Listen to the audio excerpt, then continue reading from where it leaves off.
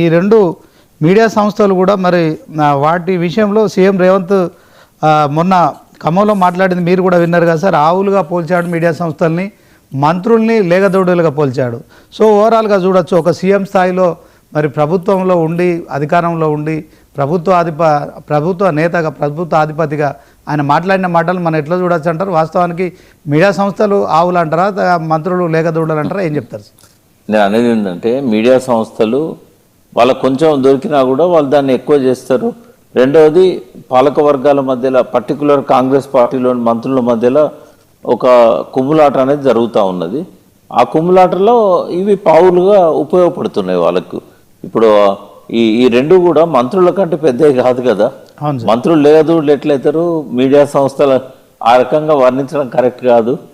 ఈ మీడియా అనేది వాస్తవాలను, వార్తలను, కథనాలను ప్రజల్లోకి తీసుకెళ్లే సంస్థలు ఇవి.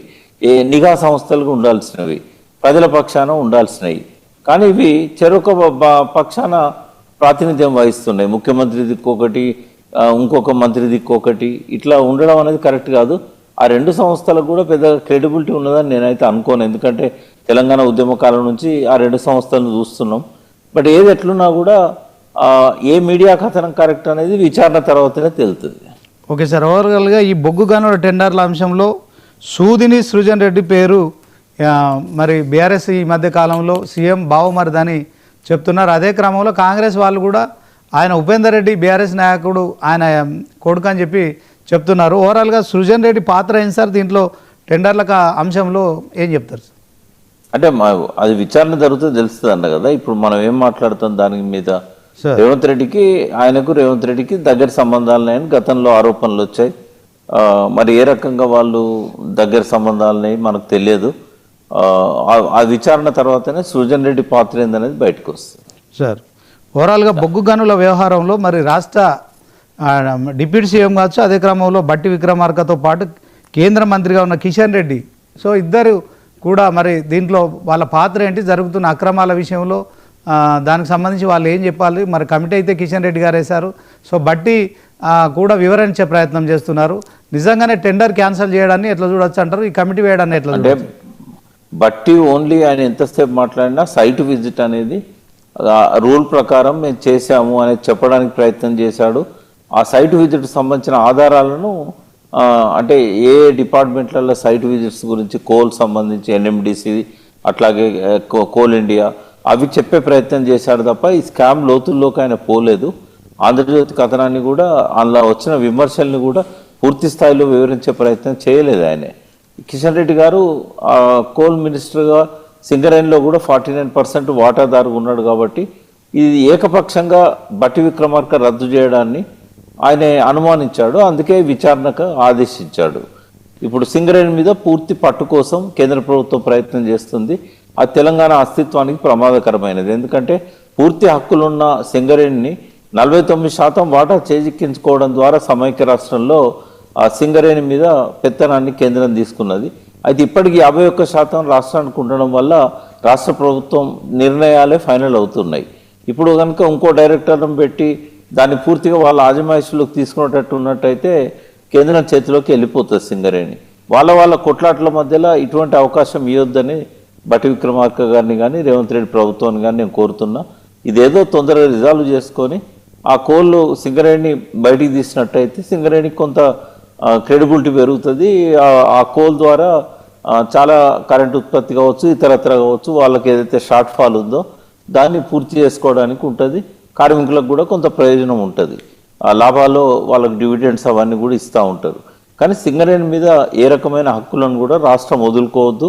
డైరెక్టర్స్ సంఖ్యను కూడా పెంచడానికి అవకాశం ఇవ్వద్దు కేంద్రానికి.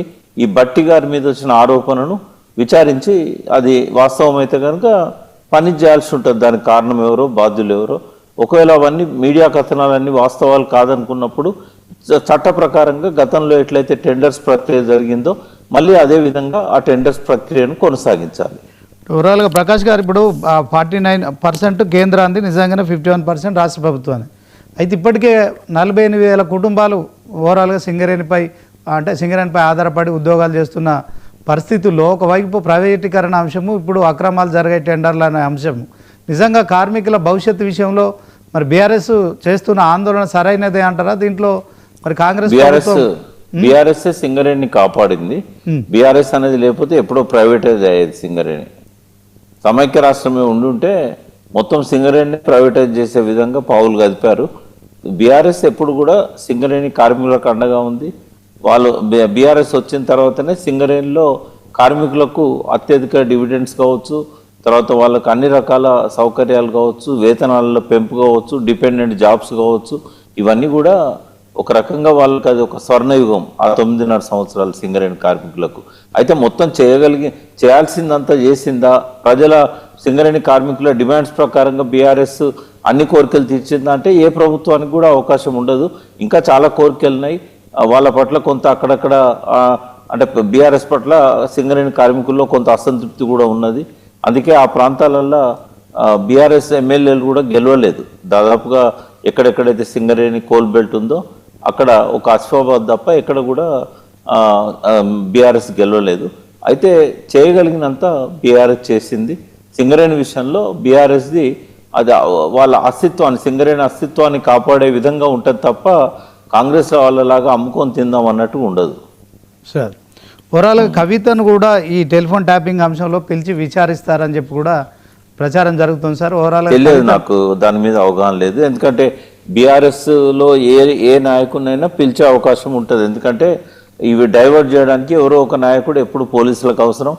అది మరి ఆమెతే ఇప్పుడు బీఆర్ఎస్లో లేదు కాబట్టి ఎవరిని పిలుస్తారు ఎవరిని పిలవరు అది వాళ్ళ చేతిలో. వాళ్ళకు కూడా తెలియదు, పైనుంచి ఆదేశాలు వస్తే ఇప్పుడు ఎవరిని పిలుస్తారో వాళ్ళకు కూడా తెలియదు. సజ్జనార్ది ఎట్లుంటుంది, పైనుంచి ముఖ్యమంత్రి కార్యాలయం నుంచి ఏదన్నా బర్నింగ్ టాపిక్ వచ్చినప్పుడు దాన్ని డైవర్షన్ చేయాలంటే ఏదో ఒక సెన్సేషన్ కోసం ఎవరినో ఒకరిని పిలిచి కూర్చోబెట్టుకోండి అని చెప్తారు.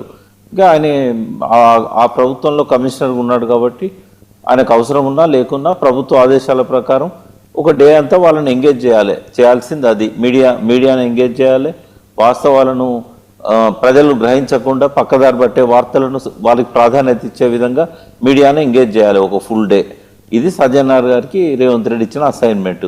ఎప్పుడు ఎవరిని పిలుస్తాడో ఆయనకే తెలియదు. ఆయన పైనుంచి ఏ కాల్ వస్తుందో ఆ కాల్ ప్రకారం ఆయన చేస్తాడు.